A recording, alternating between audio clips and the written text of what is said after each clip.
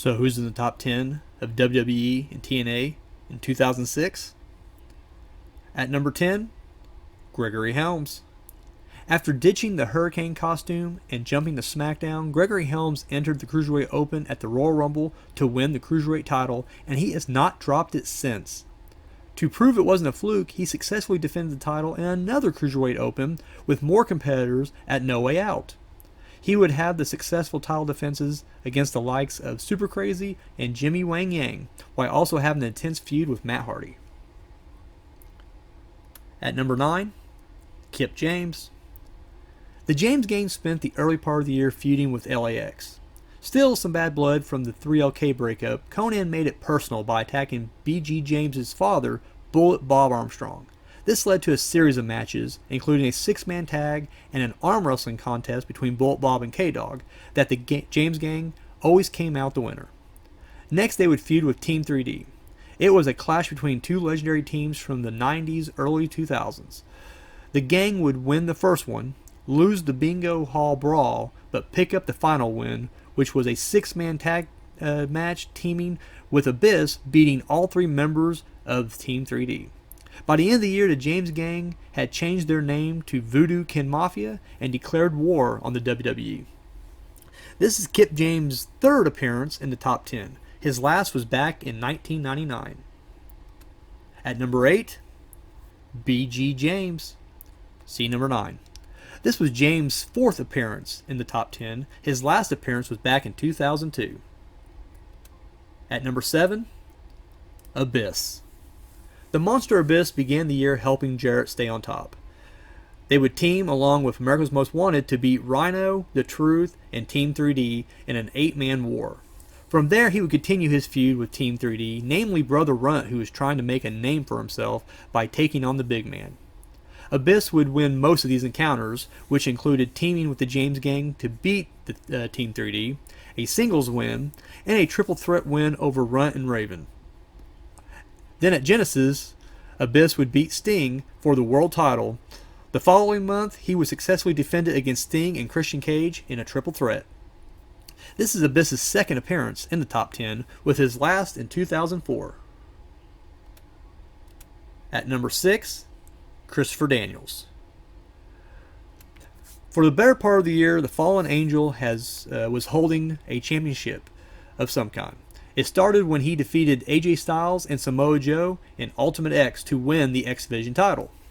Shortly after his reign as X Division champion, he would team up with his X Division rival, Styles, to challenge AMW for the tag titles. With Gail Kim constantly interfering, Daniels and Styles brought in Serelda to even the odds. They finally won the titles and even defended them in a 6-person mixed tag match with Serelda on their side beating AMW and Gail Kim. They next began feuding with LAX, successfully defending the titles twice, once in Ultimate X, before dropping them to LAX in the 6 Sides of Steel. After that, Daniels would return to the X Division and capture the title again. Now he found himself on the veteran side, with Jerry Lynn trying to teach Chris Sabin respect.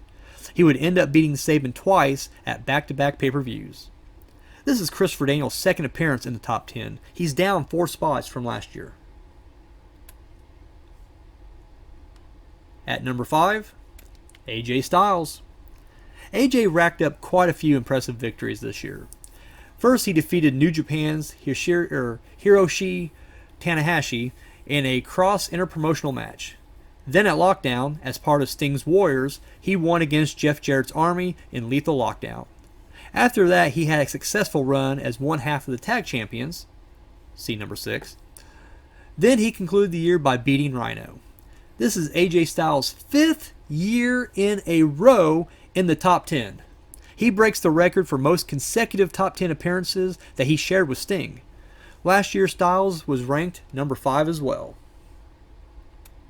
At number 4, Senshi. The Warrior Senshi became the new leader of the X Division this year. At Lockdown, he beat Christopher Daniels in 6 Sides of Steel. Then he would win a 6-way elimination match to earn a shot at the X Division title. Once he won, he had a nice run with it, picking up wins over Kazarian, Chris Sabin, and a 3-way dance over Jay Lethal and Petey Williams. Even after he lost it, he found himself still winning, as he would win the first round of the Paparazzi Championship Series in a 5-way elimination match. At number 3, Christian Cage. This was the year that Christian finally became world champion. He beat Jeff Jarrett at Against All Odds. He would go on to successfully defend it against Monty Brown. He would then enter an intense feud with Abyss that turned personal when Abyss broke into Christian's home to attack him. They would meet twice, once in the 6 Sides of Steel and once in a Full Metal Mayhem match, with Christian winning both times. Christian would lose his world title in a 5-way King of the Mountain match, meaning he was never pinned or forced to submit to lose the title. After he lost the title, he would turn on Sting in his match for the gold. This would shock everyone and lead to him and his friend Rhino having a couple of matches, including an 8-mile street fight that Christian would win. He would end the year picking up a huge win over AJ Styles. This is Christian's second appearance in the top 10, his first since 2000. At number 2, John Cena. Another stellar year for the champ, John Cena. He began the year by successfully defending the world title in an elimination chamber. Unfortunately, his victory was merely an afterthought, as Edge would beat him for the title minutes after the match as part of his Money in the Bank cash-in. Cena would regain it at the Royal Rumble. He would then go on to headline WrestleMania, retaining his world title against Triple H. Cena would beat both Triple H and Edge in a triple threat match, before eventually dropping the title to RVD. Cena would beat Sabu in an Extreme Lumberjack match. He would then regain his title, beating Edge in a TLC match.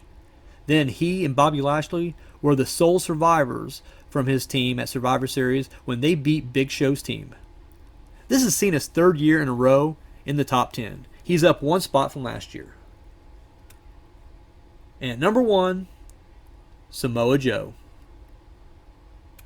The Samoan submission machine was very dominant in 2006. He wasn't just the best wrestler in TNA, but in the entire world.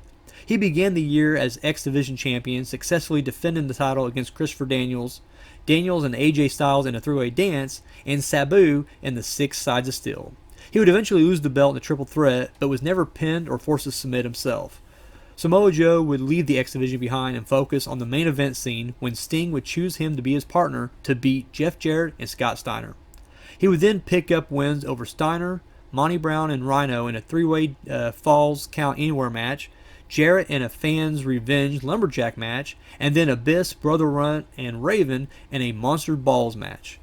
However, Samoa Joe's undefeated streak would come to an end when he faced Kurt Angle.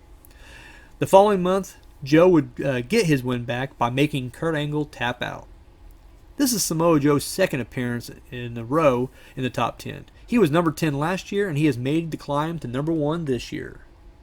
So congratulations to everyone in the top 10.